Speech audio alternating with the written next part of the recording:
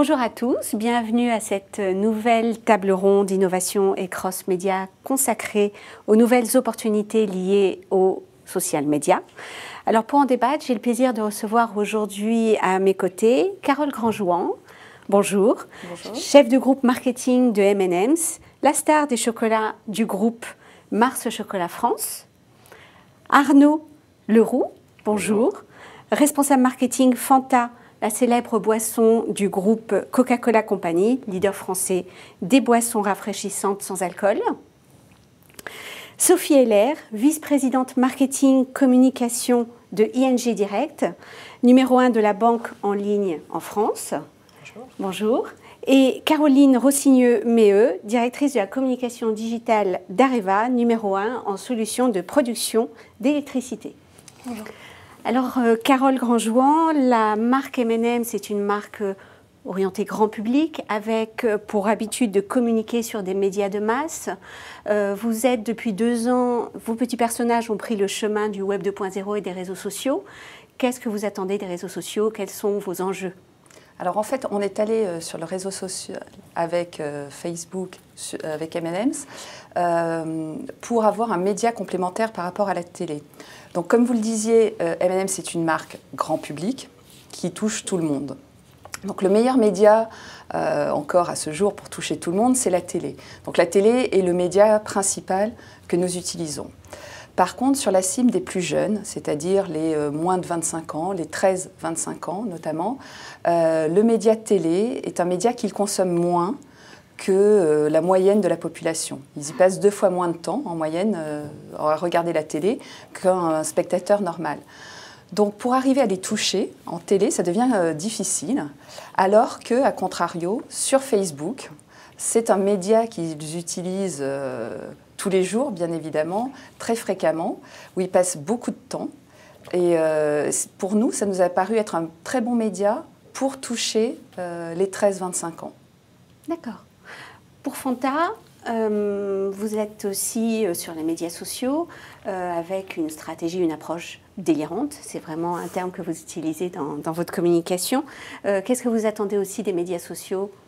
La problématique, elle est à peu près similaire. En fait, ce qu'on veut, c'est créer une vraie interaction avec notre cible. Et donc, en regardant leur comportement de consommation de médias, on s'est rendu compte que oui, la télé reste un incontournable, mais que de plus en plus, les médias sociaux, c'est un endroit où on peut retrouver nos ados, c'est-à-dire notre cœur de cible.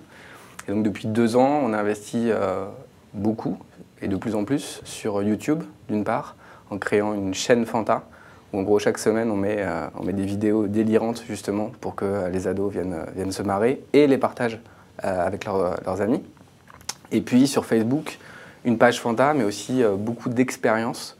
En fait, ce qu'on veut, c'est vraiment être là où les ados se trouvent dans les médias pour entretenir une véritable relation de proximité entre eux et Fanta. Et c'est comme ça que la marque Fanta sera de plus en plus appréciée par notre cible.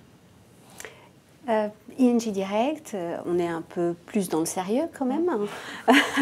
Est-ce que les réseaux sociaux répondent justement à cet objectif de sérieux? Qu'est-ce que vous recherchez en investissant ces réseaux sociaux? Alors je pense que par rapport aux 2 cas précédents, il y a une différence, c'est que nous on est à la fois une marque et aussi une entreprise. Donc il y a des enjeux en fait qui sont aussi véritablement de communication d'entreprise.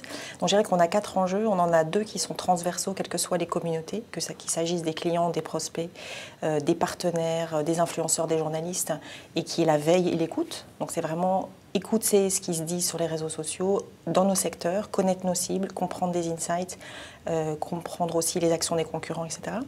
On a un autre enjeu qui est transversal, qui est la communication. Il s'agit vraiment de relayer à travers Twitter et Facebook, mais surtout Twitter, on va dire, toutes les actualités financières, commerciales, importantes de l'entreprise. Et après, on a 2 enjeux qui sont spécifiques à 2 communautés. Donc une qui sont vraiment les fans de la marque. Donc c'est des gens qu'on connaît, qui sont des clients d'ING Direct et qui sont particulièrement fans. Donc ça paraît un peu surprenant dans la banque, mais ING Direct, par son positionnement extrêmement décalé, simple, transparent, etc., a une vraie communauté de fans. Donc on a 35 000 fans, qui est pour une banque est pas mal. Et eux, ils sont vraiment en attente de reconnaissance, d'informations un peu en primeur, et on fait avec eux également de la co-construction. Donc c'est vraiment une fonction d'animation de la communauté des fans. Et enfin, on a un dernier objectif un enjeu qui est sur, cette fois-ci, la communauté des non-clients. Et ce qu'on cherche, c'est à mettre en contact en fait, les non-clients qui sont touchés par nos campagnes de communication digitale, mais également télévision et presse, avec des fans de la marque pour justement pouvoir avoir des informations sur ce qui se passe réellement quand on est client et donc agir un peu comme canal de conversion et faire en sorte que les freins éventuels au changement, puisqu'il y a des freins au changement dans le domaine bancaire, puissent être levés en fait, directement par les clients eux-mêmes. Donc on a vraiment ces 4 enjeux. D'accord. Pour Areva, on est ravis de vous avoir. Alors clairement, on n'attendait pas Areva autour des médias sociaux. Quels sont vos objectifs? Quels usages en faites-vous? En effet, quand on dit Areva, on pense à des sujets très très sérieux et pas forcément très sexy.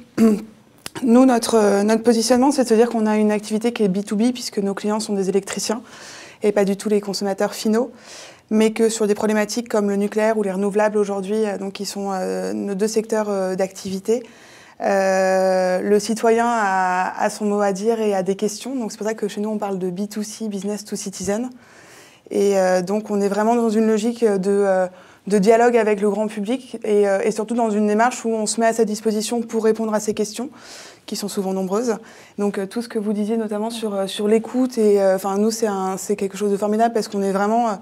on est dans une logique de vraiment, on met notre expertise et notre communauté d'experts au service des questions du grand public. Et puis il y a aussi quelque chose qui est lié à la marque Areva. C'est qu'on a toujours parlé de sujets sérieux sans se prendre au sérieux.